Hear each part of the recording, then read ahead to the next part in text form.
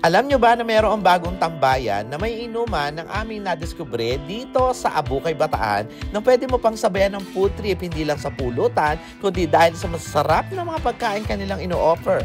Kaya tara, samahan nyo po ako.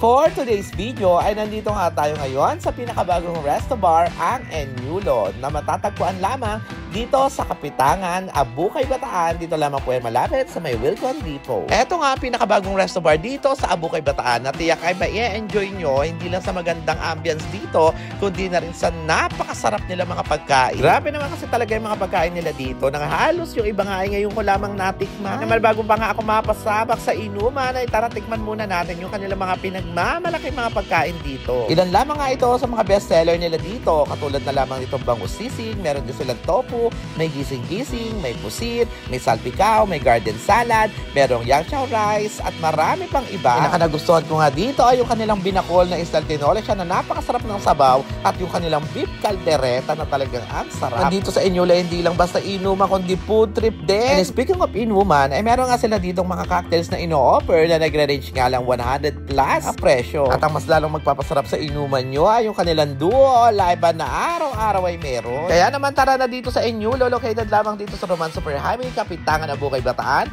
Open sila from 5 PM to 1 AM. Yun lang muna for today's video. Bye!